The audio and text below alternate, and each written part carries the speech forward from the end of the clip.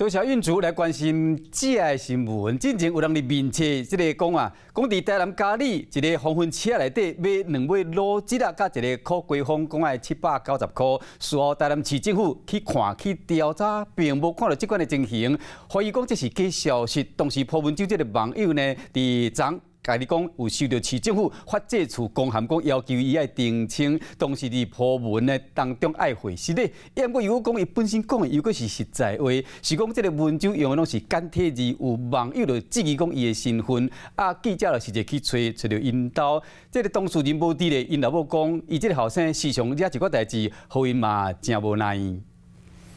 罗干两料特别的这个鱼，个口感的烤鸡风，真侪人拢真爱吃。只是进前有人伫咧面册顶铺盆，讲点2尾卤这个鱼，佮有一块烤鸡风爱700块。地点就伫咧台南市嘉里区一个黄昏市仔。尾台南市派人去市场去查，无调查到这间卖甲贵闪闪的摊。当时记者到现场来问。这大尾，这2尾嘛，才100块尔，爱一块480块，哪有700几？2尾卤这个鱼上济嘛才200块，烤鸡风嘛才450块，安怎算嘛袂到700块？台南市府认为是假消息，所以报警处理。虽然指控的这个网友今仔日佮讲家己收到市府法制处公函要求澄清，当时伫咧文章内底回失咧，毋过佮讲到家己讲的拢是实在话，若这规篇文章用的拢是简体字，有网友质疑伊的身份，佮有网友讲伊回失的文章无诚实，到底这件代志是真还是假？记者经过探访，找到这个写文章的人因兜当事人无伫咧，因老母是回应讲，因迄个后生是回应真偷看茉莉小。正正都头脑有做工过想到啦，安尼啦，安尼。哎，拢网络阿伯拍阿伯搞迄吼，做空调我现在要怎？后生写的文章敢是事实，这妈妈嘛无了解，只是发函要求爱网友澄清。台南市府讲尊重个人言论自由，毋过若是个黑白讲话，都必要进行处理。如果和事实有重大的落差，可能影响到市场的机制，是否就有必要来进行了解，维护社会秩序？市府呼吁莫用假消息抹黑，互无辜打受害。若无写文章的人，莫因为安尼惹着官司。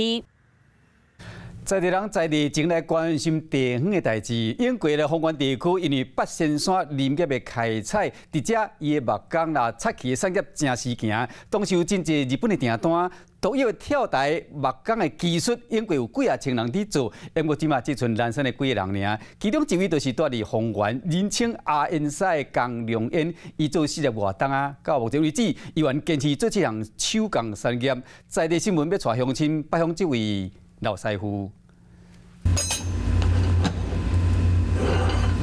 用推棍固定布条真铺画，应对机台运转的速度，甲形写出来。这就是跳台和大型车床技术无共款。即马山城地区还搁伫咧做，毋过做的人少啊。你看啊，镜头你变形了，骨头都变形了。这位叫阿恩的跳台师傅江良恩讲，跳台是丰原特有的木工技术。